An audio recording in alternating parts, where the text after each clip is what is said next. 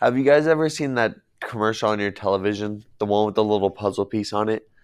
Well, that company happens to be Autism Speaks, and they don't hardly speak for the people they want to help. Matter of fact, they don't do much for good for the community they supposedly want to help. Autism Speaks is an autism advocacy organization created in 2005 and is the biggest autism research organization in the United States. Some would argue that autism speaks through charitable events and fundraisers. It gives pro-social advice and guidance to the autistic community and benefits them greatly, but I would argue the latter. Through blatant disrespect of the charity they represent, through putting their members first and using their money haphazardly, through their commercials and misuse and misspeak of how they represent the people they're supposedly trying to help, and how they're trying to say that you should grieve about your children having autism. I would say this company more so doesn't represent people they're trying to help, but rather is trying to get the glory of it. So I hope you join me today as we put this puzzle together piece by piece why Autism Speaks is a bad company. Autism Speaks has been around since 2005 and has been caught numerous times putting their members first before their charity. In 2009, the Disability Scoop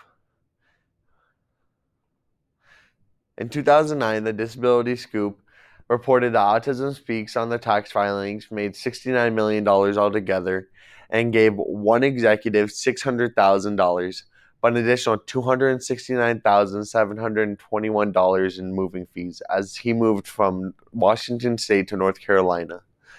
Now, tell me, what kind of charity organization gives one executive almost $1 million? That's almost about 1% of what they made the entire year. If you look at this graph behind me, Autism Speak is from 2018's Autism Speaks tax filings created by autisticadvocacy.com, and it shows Autism Speaks total tax filings and how they spent their money from the entire year. This 48% over here is Autism Speaks awareness budget, and I don't know about you, but what kind of company spends almost half their budget on awareness? Autism is something that I'm sure we all know about and really they shouldn't spend almost half their budget on.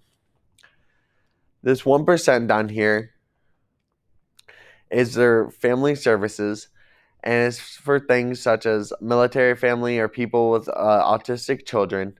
And this 20% over here is for things like fundraising. What kind of company spends 20 times more fundraising than they do actually helping their charitable organization? Now we lay down the foundation of the puzzle. Let's move on to the bigger picture. Autism Speaks came out with a commercial titled "I Am Autism," with quotes such as "I know where you live, and guess what? I live there too." They try to frame autism as some kind of stalker entity that's slowly creeping into your house and trying to take over. They frame it as something that'll break away your marriage and take all the money you make, and it'll bankrupt you and send you into spiraling debt. They try to frame it as something that'll be scary and makes it hard to go to parks, family events, and they try to make it seem like you can't live a normal life with it. But I feel like I've lived a normal life with autism. I feel like I'm really not that different from anyone else. And lastly, as we put down the final puzzle pieces to our final point, Washington Post recently brought up a kit that Autism Speaks partnered Sesame Street with, a 100 Days kit, which goes through the Curb Grief 5-step grief process, which takes the parents through autism, the 5-step grief process about their children having autism. It takes them through the 5-step grief process as it shows the children's lost hope and dreams, and it almost seems like the kids died.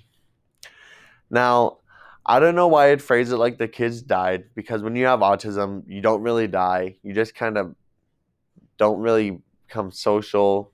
You just, you know, it's you're just not there. Autism doesn't equal death, and in actuality, it's more a neurotypical disease than anything, and they shouldn't frame it as such, and it's wrong for them to do so. Now, as I brought you on this puzzle piece journey today, I hope you learned why Autism Speaks doesn't spend enough speaking for those they want to help, why the organization tries to see autism as a curse when it's really not, and why they shouldn't frame autism as something to grieve about when it's something that should be embraced as everyone's normal with it. I hope you took something away today and that you realize Autism Speaks is a bad company and shouldn't be represented in the media as big as it is. Thank you.